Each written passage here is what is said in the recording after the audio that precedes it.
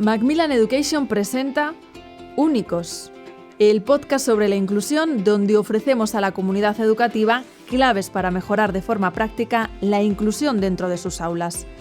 Únicos porque la diversidad suma. Hoy tratamos la dislexia.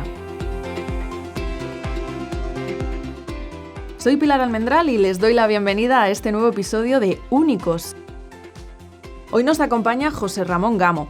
Es difícil resumir la trayectoria de este neuropsicólogo infantil y maestro que, entre otros muchos proyectos, ha puesto en marcha la Fundación Activa y los centros CADE, que son centros de atención a la diversidad educativa y donde llevan años trabajando y resolviendo problemas de aprendizaje.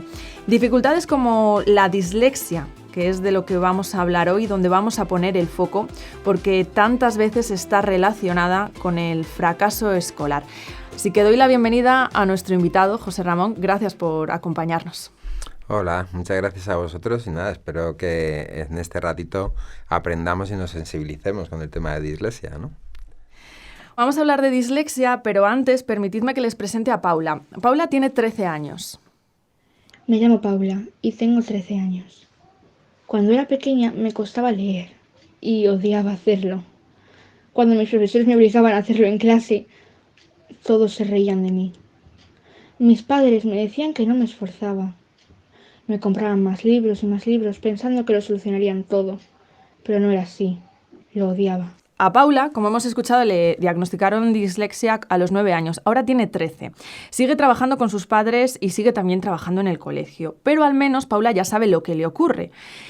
Hemos escuchado a Paula. Me gustaría escucharte a ti, José Ramón, porque a ti el diagnóstico también te llegó tarde, como a Paula. En este caso creo que a los 16 años. Sí, bueno, detectan que tengo un problema de lectura antes, claro, porque eso no pasa desapercibido, pero la identificación de que es un problema específico para leer me ocurre con 16, lo cual, pues fíjate, era una locura. Ya era tarde, para aquella época incluso. ¿Es fácil identificar este problema? Sí, realmente es muy sencillo, porque es un problema que afecta solo y exclusivamente a la capacidad que los niños tienen para aprender a leer y a escribir. Y la resistencia al proceso de lectoescritura, el porcentaje de personas, de niños y niñas que tienen resistencia al proceso de lectoescritura no supera el 20%. De cada 100 niños que se enfrentan al aprendizaje de la lectura, solo 20 presentan una resistencia o una dificultad para aprender a leer.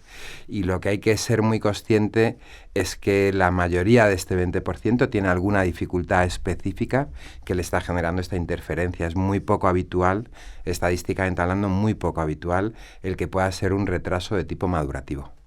¿Y cómo pueden darse cuenta los docentes y las docentes españolas en clase? ¿Hay alguna señal que pueda ponerles en alerta? Sí, lo primero que recomendamos siempre es cuando un niño está teniendo dificultades en el proceso de adquisición de lectura, es hacer tareas de algo que llamamos la conciencia fonológica, que suena como muy técnico, pero en realidad es una cosa muy sencilla. Se trata de jugar a segmentar con los niños palabras dentro de oraciones, es decir, algo tan sencillo como decirle al niño una oración, María es alta y rubia, y que vaya dividiendo por unidad palabra esta oración, haciéndolo con una palmada entre medio, dando un golpe en la mesa, ¿no? Con lo cual pues sería María es alta y rubia. Bien, luego haríamos segmentación silábica, que es segmentar la palabra en unidades sílabas con esta misma estrategia. Luego lo que haríamos es jugar con esta segmentación silábica. Por ejemplo, yo le digo a un niño, dime Carmina, y a Carmina quítale car, ¿qué queda? Y lo que queda de mina, ¿es una palabra real o es una palabra inventada? Entonces, hacer este tipo de tareas, los niños que tienen mucha dificultad en hacer esta segmentación, o bien por unidad palabra o por unidad sílaba, es un indicador de alto riesgo para la dificultad específica de lectura. Y cuando son un poquito más mayores, también lo podemos hacer con el deletreo. Con niños muy pequeñines de 5, 6, 7 años, el deletreo no esperamos que sean eficaces, ¿no? Pero con niños ya de 7, 8, 9, el deletreo también es otro de los indicadores, la dificultad en el proceso de deletreo relacionado con el proceso de lectura. Fíjate, es una maravilla porque sabemos que la mayoría de niños que presentan resistencia lectora y que no tienen una dificultad específica para leer, si estuvieran sujetos a un buen programa de entrenamiento de la conciencia fonológica de este tipo de tareas durante los 3, 4 y 5 años, prácticamente ningún niño con inmadurez en el proceso, en los procesos que van a intervenir en lectura, si se les ha entrenado entre los 3, 4 y 5 años este tipo de tarea, no aparece ninguna dificultad lectora.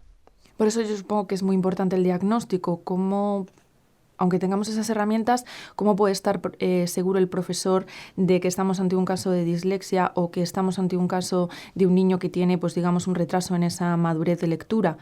Porque supongo que será importante tener claro qué es dislexia y qué no lo es. Sí, el primero hay que sujetarse a la estadística, esto es muy importante. Esto que os decía antes, ¿no? De cada 100 chavales o niñas con resistencia al proceso de lectoescritura, sabemos que más del 80% está justificado este retraso y no es un problema de maduración, no es un problema evolutivo, con lo cual yo siempre digo a los profesores, ¿no? Que la pauta, que sigue siendo muy habitual, el de indicar que vamos a esperar a ver cómo madurarán, ¿no? Cómo evolucionan, pues estás en una incidencia de error de 80-20, a favor de un 80% de probabilidad de error. Y lo que hay que hacer es, en cuanto un niño presenta resistencia al proceso de aprendizaje de lectura, o bien porque silabea con mucho coste, por lo tanto esto hace que sea muy poco fluida su lectura o que se atasque mucho, o porque confunda una palabra con otra y pone camiseta y lee camioneta, o porque inventa al final de las palabras, parece que anticipa, ese tipo de errores, lo que nos están diciendo es que eso es resistencia lectora. Si implementamos un programa específico de lectura, como ocurre con los disléxicos, el niño no disléxico, lo que vamos a tener es que la resistencia a la reeducación con el programa va a ser mínima y en cuestión de 6-7 meses ese niño va a estar leyendo con normalidad. Mientras que si el niño tiene una dificultad específica, lo que nos vamos a encontrar es que la resistencia al programa de intervención de reeducación va a ser mayor y se va a tardar entre 24 meses aproximadamente, un poco más en algunos casos, en reeducar. Y esta es la clave. Si hay dificultad en el acceso lector, automáticamente hay que intervenir porque estamos hablando de un 80-20 a favor del 80% de que el problema sea específico y a través de la intervención vamos a descartar que sea una dislexia por la rapidez de recuperación. Es así de sencillo. Ya hemos pasado a la fase del diagnóstico. Yo soy una maestra y me he dado cuenta que en clase tengo un niño que sufre dislexia. ¿Cómo puedo ayudarle? ¿Qué puedo hacer ahora? Bueno, se pueden hacer muchas cosas. Es verdad que los maestros lo que no pueden hacer es la intervención propiamente dicha, ¿no? Es decir, es un trabajo que lleva a cabo el especialista, el logopeda. Normalmente en las escuelas es el maestro de audición y lenguaje, pero también se externaliza mucho el proceso de reeducación a unidades externas al colegio, ¿no? Y esa tarea no la puede hacer el maestro. Sin embargo, el maestro sí puede adecuar muchos procesos de enseñanza-aprendizaje y tener decisiones que les pongan al niño un menor sufrimiento. Me explico. Es muy habitual que en el proceso de inicio del lector, ¿no? Pues hagamos leer a los niños en voz alta en clase. Estos niños se van a ver expuestos a un nivel de estrés muy alto, con lo cual incluso la frecuencia de error o la dificultad lectora va a ser mayor. Yo siempre digo, no eliminemos al niño en este ejercicio de que lea delante de los compañeros, sino que digamos a los papás de estos niños qué párrafo le voy a hacer leer mañana en voz alta, para que en casa eso se trabaje y el niño se lleve el párrafo prácticamente aprendido, ¿no? De tal manera que se pueda exponer sin ponerse en evidencia. Otra de las cosas que es muy importante con los disléxicos es que los padres les lean. Es decir, que cuando están en proceso de reeducación y tienen que acceder a la información muchas veces ya desde edades muy tempranas a través del texto escrito, un disléxico no tiene problemas en los procesos de razonamiento lingüístico, lo que entendemos por el lenguaje oral. Por lo tanto, si papá o mamá les leen los textos, no va a haber dificultad en la comprensión. La dificultad la tienen si son ellos los que tienen que decodificar el texto a través de la lectura. Por lo tanto, es una pauta que el maestro tiene que dar a los papás y es que les lean ellos. El buscar imágenes. Hoy tenemos plataformas, ¿no? Tenemos un montón de aplicaciones en Internet donde los contenidos que los niños tienen que ver de las áreas escolares y por los niveles escolares los tenemos en audio. y por lo tanto, en audiovisuales, perdón. Entonces, por lo tanto, una cosa que facilita mucho al disléxico, pero a la población en general, esto sería otro tema a tratar, pero al disléxico en concreto es poder ver esta información que le están pidiendo del ciclo del agua o de lo que sea a través de un audiovisual, donde no va a haber interferencia para que él procese la información y pueda entenderla y aprenderla. En los exámenes, pues que es muy importante, si estamos hablando de exámenes escritos, pues en estos niños les es más fácil un tipo test que un redacción, por las dificultades que tienen, sobre todo al principio, en la redacción escrita. El no penalizarles las faltas de ortografía. Es decir, un disléxico no va a corregir nunca los problemas, los errores de ortografía arbitraria, es decir, las Bs, las Vs, las Gs, las Js, las Hs, esto lo llamamos arbitrario porque no está sujeto a regla.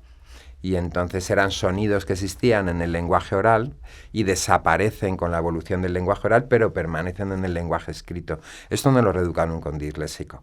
Podrá tener menos incidencia de error a medida que sea un lector más experto y vaya memorizando más palabras con su ortografía, pero a lo largo de toda su vida va a tener estos errores ortográficos, con lo cual hay que eliminar el criterio de evaluación de ortografía para no penalizarles. No van a poder acentuar, por ejemplo. Los niños disléxicos tienen una peculiaridad y es que aunque puedan aprenderse la regla ortográfica, de las agudas se acentúan cuando terminan en vocal N o S, lo que no puede el cerebro es, en algunos casos, identificar la sílaba tónica, con lo cual al no identificar la sílaba tónica no puede asignar la regla, y en otros casos sabemos que sí puede identificar la sílaba tónica, pero la migración de esta información que se produce en un área del cerebro al área donde está la regla ortográfica no se da.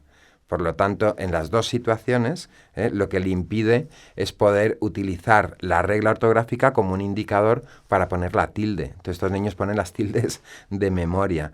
Los exámenes orales les ayudan mucho, porque te permite eliminar el factor de organización de la idea a través de la expresión escrita, que sobre todo al principio les penaliza, y entonces hacer exámenes orales pues es algo que a ellos les ayuda mucho, ¿no?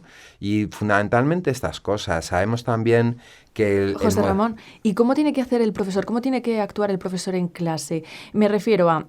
El examen va a ser oral para este alumno, el resto de los alumnos los van a hacer escritos. ¿Cómo podemos hacer también para integrar la dislexia en clase para que no vayamos discriminando a ese alumno que se sienta tan diferente que pueda también tener un problema de decir yo no soy como el resto de mis compañeros porque a mí no me puntualizan esto, me penalizan por lo otro y ahí, pues no sé, para esa integración, como estamos hablando de inclusión, no sé si los profesores también tienen que tener en cuenta este punto de vista en el aula.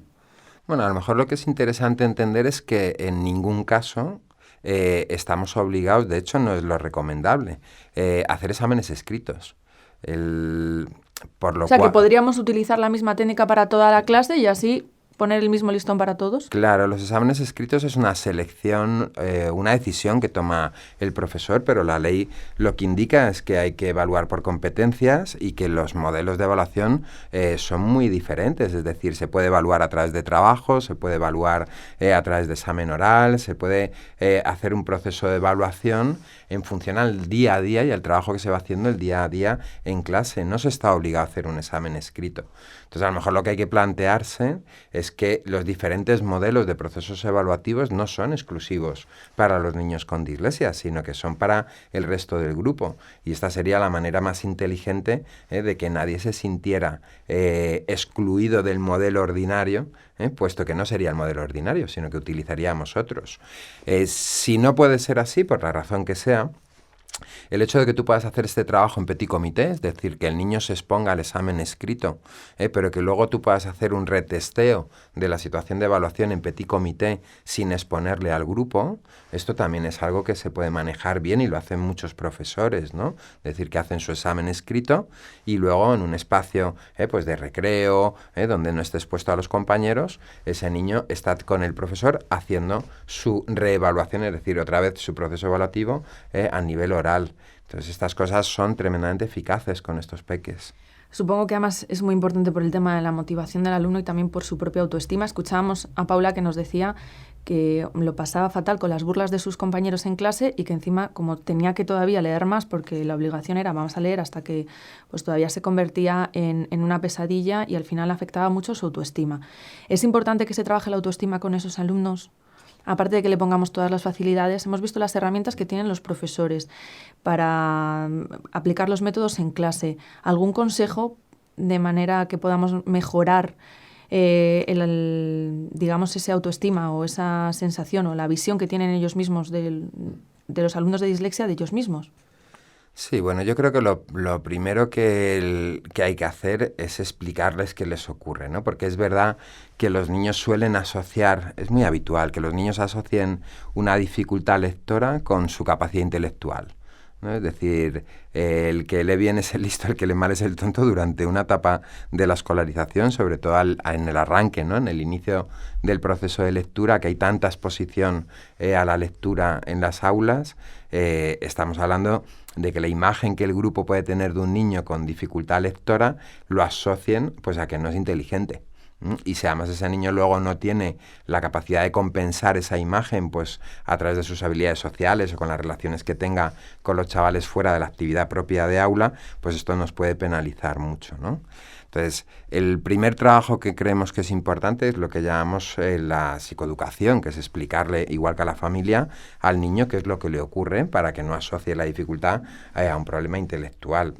Lo segundo que es muy importante es no generarle una exposición a la lectura antes de ser reeducado, es decir, el que un niño disléxico le digamos que lea mucho, sin tener todavía las capacidades y las competencias que le van a poder permitir leer, le va a frustrar. Es decir, lo que estamos haciendo es ponerle un reto que está muy lejos de las competencias que tiene para poder llegar a cumplir con el reto que le estamos poniendo, y sabemos que si eso ocurre, por mucho que tú te esfuerces, no llegas a cumplir con el reto, y lo que va a provocar es ansiedad. Y va a generar una mala autoimagen, ¿no? Porque todo el mundo lee bien, menos yo. Entonces, explicarles qué les ocurre, ponerles los retos adecuados a la situación de competencias que tienen. Es decir, ese niño tiene que aprender igual que los demás, pero no es a través del proceso lector el canal por el que tienen que aprender. O sea, que la mejor manera de trabajar su autoestima es no exponiéndoles al fracaso, haciendo las cosas de forma sensata para que no se expongan al fracaso. Vamos creciendo, vamos cambiando de etapa educativa, vamos cambiando de profesores. ¿Es importante que el expediente recoja esta dificultad y que se haga un seguimiento? Sí, es fundamental. Es decir, por desgracia, nos encontramos sobre todo en el salto de la primaria a la secundaria. Es verdad que en primaria, pues normalmente los equipos que suelen convivir juntos, ¿no? Se van pasando esta información. Es bueno que esté registrado en un expediente que un niño tiene una dificultad de aprendizaje. Lo normal es que se haya solicitado un dictamen y que esté recogido que existe esa dificultad de aprendizaje, y todos los profes que van acogiendo a este niño a lo largo de su trayectoria escolar tienen que ser conscientes de ellos. Y sin embargo nos encontramos un vacío tremendo en el paso de primaria a secundaria, incluso en niños que están en colegios privados donde están dentro de la misma institución este paso, ¿no?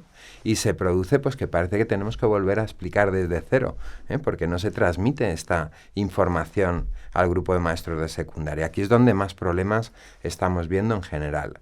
Mientras que en primaria, pues no, lo lógico es, en la mayoría de casos, los profesores saben que estos niños que están recogiendo en su nueva etapa presentan estas dificultades. Otra cosa es que sabiendo que presentan las dificultades, muchas veces seguimos sin entenderlas bien y sin atenderlas bien. Es decir, que el conocer la etiqueta, que el niño presenta la etiqueta, a veces nos sorprende que conociéndolo seguimos teniendo un problema para identificar que esa etiqueta conlleva una serie de problemas que hay que atender, ¿no? Entonces, esto sí que habría que mejorarlo todavía a día de hoy. José Ramón, ¿y qué ocurre con el aprendizaje de lenguas extranjeras? Esos profesores de inglés, de inglés, de francés, de cualquier otro idioma que no es el materno.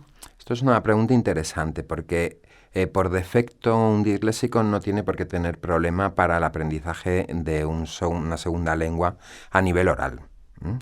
Es verdad que cuando esta dislexia genera mucha afectación en esto que hablábamos antes de segmentar las oraciones por palabras o segmentar las palabras por sílabas o el deletreo. Ese sistema, esa capacidad que tiene el cerebro se llama de conciencia fonológica, de manejar de forma consciente y explícita los sonidos del lenguaje, tiene mucha relación, es un sistema que participa mucho en el aprendizaje de otros idiomas, ¿no? Sobre todo por la destreza de discriminación auditiva. Entonces, muchos de nuestros niños que tienen muy afectado esa capacidad presentan muchas dificultades para la adquisición de un segundo idioma. Y a nivel de lectura hay que olvidarse directamente. La reeducación de un niño disléxico solo va a ser eficaz en el idioma en el que se le reeduca. Porque tú estás reeducando un cerebro o bien a identificar los patrones de las imágenes de las palabras. El cerebro no lee por las letras, el cerebro lee por el dibujo global de una palabra. Entonces yo reeduco a un niño a que reconozca estos dibujos globales en castellano. Eso no se va a generalizar al inglés ni a ningún otro idioma.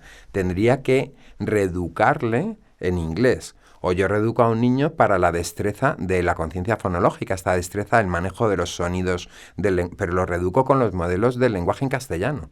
No lo reeduco con los modelos del lenguaje en inglés, con lo cual no se produce una generalización del aprendizaje adquirido por el cerebro en el entrenamiento del lector en castellano. Eso no se generaliza nunca en ningún otro idioma. Habría que hacer una reeducación específica en ese idioma.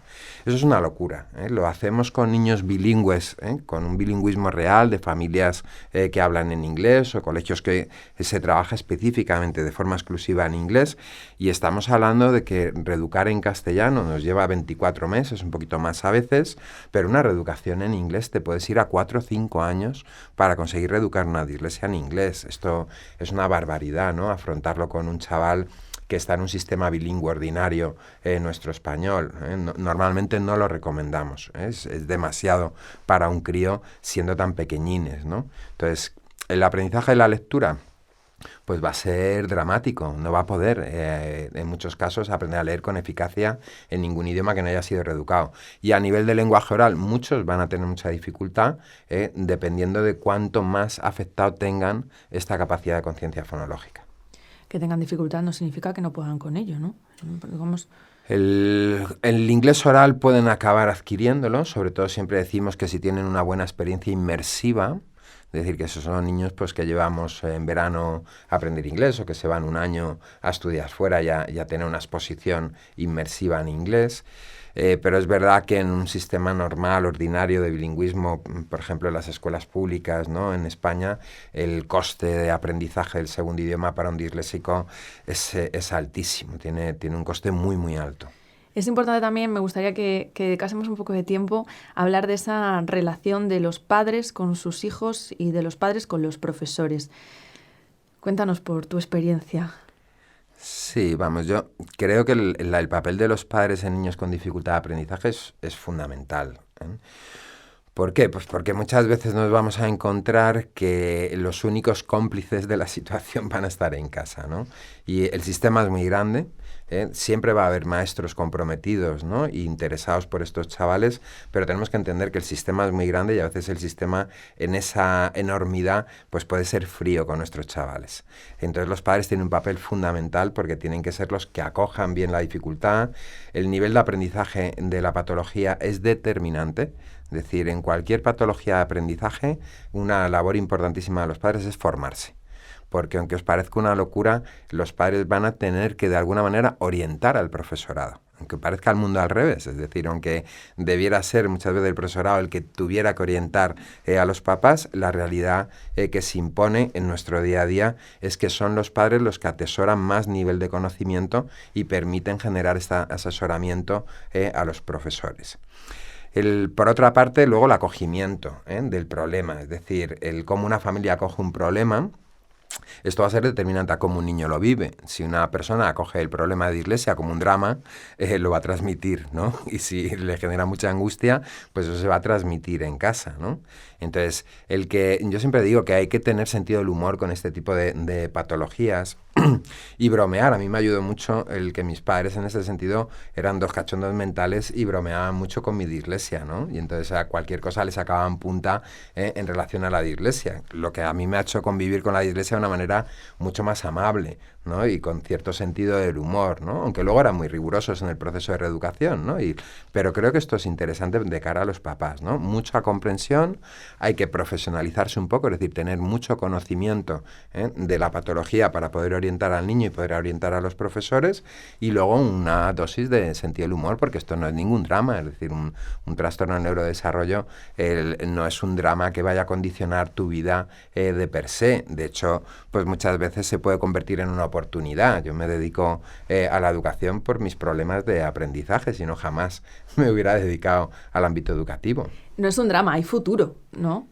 Claro, es decir, si el problema está en que tenemos la capacidad en la escuela, en este viaje, ¿no? Esta biografía tan importante de los niños con la escuela, tenemos la capacidad de hacerles mucho daño. Entonces, el drama no es en sí la patología. El drama es cómo los adultos acogemos esta patología y qué historia vital les hacemos pasar a estos niños en la escuela. Entonces, por eso la clave no está en que un niño tenga el problema, está en cómo los demás somos capaces de entenderlo para atenderlo y acoger esto desde un punto de vista que no convirtamos el problema específico en un problema general de la vida de un niño. Porque no tiene sentido, una dislexia no tiene ningún misterio, se va a reeducar, va a ser un lector competente, no le va a generar una repercusión para sus aprendizajes a futuro y va a poder desempeñar cualquier actividad profesional que le interese y para la que esté capacitado. Claro, es que la última reflexión que quería poner sobre la mesa es, por ejemplo, en muchos casos de personas exitosas, ¿no? que pues han desarrollado su carrera. Se me viene a la mente Steven Spielberg, que si hay alguien que habrá leído en este mundo y que habrá estado delante de las letras mucho tiempo, es él. O sea, no te condiciona lo que quieras convertirte en el futuro. Supongo que también habrá que hacer mucho hincapié y mucho trabajo en el no abandonar. Sí, esto que planteas, ¿no? Lo llamamos adherencia terapéutica. A veces es complicado porque, sobre todo en el proceso de reeducación de dislexia, el primer año de la reeducación va a haber poca evidencia de que el niño se está reeducando y que está mejorando. ¿Por qué? Porque estamos trabajando aspectos previos a la lectura. Es decir, lo que estamos reeducando son aquellas funciones y capacidades del cerebro que luego van a colaborar para poder hacer lo que la gente entiende como leer. Entonces ese primer año es muy desagradecido porque, claro, la gente espera que el niño mejore en el proceso lector cuando le escucha leer, ¿no? Y muchas veces esto supone pues que se desesperan los papás. Entonces, mira, voy a dejar esto y voy a poner el profesor de apoyo porque al final lo que necesito es que vaya aprobando. Yo siempre les digo, eso es pan para hoy y hambre para mañana, porque si tú no reeducas, el problema no se va a corregir evolutivamente porque no es un problema madurativo, es un problema específico. Entonces, el hecho de ser perseverante en el proceso terapéutico y no interrumpirlo es muy importante porque, de hecho, las interrupciones, si estamos hablando de interrupciones de 3, 4, 5 meses, gran parte del trabajo que se ha podido realizar antes no tiene ningún anclaje en el cerebro. Necesitamos esta sostenibilidad de la pauta de tratamiento durante estos 24 meses para conseguir anclar las modificaciones que se están haciendo por entrenamiento, por reeducación. Entonces, la adherencia es muy importante y no estar dando... Hoy en día, reeducar dislexia tiene poco misterio, está tan protocolizada que yo lo digo muchas veces. Yo prefiero un logopeda joven que no tiene experiencia en la reeducación, pero conecta bien con el crío a nivel personal. Me da muy poco miedo que alguien de mi equipo que sea joven con poca experiencia reeduque una dislexia si ha conectado bien con el niño, porque tengo tal capacidad de monitorizar el proceso por cómo está protocolizado, que corro muy poco riesgo. Es decir, que reeducar mal una dislexia hoy en día es un delito. Está todo muy bien diseñado y programado para la reeducación. Para culminar esta interesante charla, yo había pensado comenzar este diálogo preguntándote si la dislexia se supera, pero lo he dejado para el final porque quiero que ese sea el mensaje con el que nos quedemos hoy. Uh-huh. ¿Se supera la dislexia, José Ramón? Sí, ¿no? Es decir, un trastorno de neurodesarrollo no tiene cura. Es una peculiaridad neurológica que nos va a acompañar toda la vida. Ahora bien, lo que nos provocaba, las interferencias que este trastorno te puede provocar, eso es lo que sí vas a conseguir mejorar o incluso que no llegue a haber interferencia. Me explico. Un disléxico va a poder reeducar la capacidad para leer y leer con eficacia, con fluidez, sin equivocarse y comprendiendo bien lo que lee. Perfectamente. Pero siempre el resto de su vida va a tener dificultad en la ortografía arbitraria, como hemos visto, con las B, las V, las G, las J. Va a tener dificultad en la adquisición de segundos idiomas en muchos casos. Va a tener problemas con la acentuación. No va a recordar las tablas de multiplicar en la mayoría de los casos y va a tener que, pues tirar de móvil, como tiramos los adultos, o tirar de sumas restas cuando estamos multiplicando. Esas cosas, que es lo que entendemos como el residuo disléxico, pues no se van a corregir. Ahora bien, no te va a generar trastorno, vas a poder desempeñar tu vida con normalidad, disfrutar de la lectura, acceder al aprendizaje, desempeñarte en una profesión, por lo tanto, estos residuos creo que son poco relevantes. Pues nos vamos a quedar con ese mensaje, el de la normalidad. Sí, total y absoluta. Además, yo la mayoría de los disléxicos que conozco son chavales brillantes, es decir, que igual que no está asociada la dislexia a la capacidad intelectual, que esto es muy importante, si es verdad que mínimo hay que tener una capacidad normal para ser disléxico, si tienes una capacidad por debajo ya no consideramos que es una dislexia, pero es verdad que la mayoría de chicos que yo conozco y chicas disléxicos son gente de verdad brillante, son muy inteligentes y tíos que funcionan muy bien por lo general. José Ramón, pues vamos a quedarnos con ese mensaje de optimismo, el que hay que normalizar, el que esto se supera, con trabajo, eso sí, pero esto es un punto y seguido en el camino de una persona y no le tiene por qué marcar. Ha sido un auténtico placer compartir contigo este tiempo. Muchas gracias a vosotros. Y bueno, dar un mensaje a los papás, insistir en que se lo tomen con sentido del humor, que no dramaticen, porque esto no va a condicionar la vida de sus hijos e hijas. Y a los profes decirles que lo que sabemos que es más eficaz con cualquier niño con dificultad de aprendizaje es su relación afectiva con ellos. Es decir, esto es ciencia, está estudiado. No hay nada tan eficaz para ayudar a un niño con dificultad de aprendizaje como la relación de proximidad afectiva, el cariño y el compromiso que un maestro tiene con el alumno. Así que, como es magia y es barata, os invito a que la pongáis en práctica. Pues tomamos buena nota. Muchas gracias por compartir toda esta experiencia con nosotros. Muchas gracias a vosotros. Pues muchísimas gracias por compartir este tiempo con nosotros. Un placer. Y a nuestros oyentes, les esperamos en el siguiente capítulo de Únicos, el podcast de Macmillan Education, en el que vamos a tratar de seguir aprendiendo sobre la educación.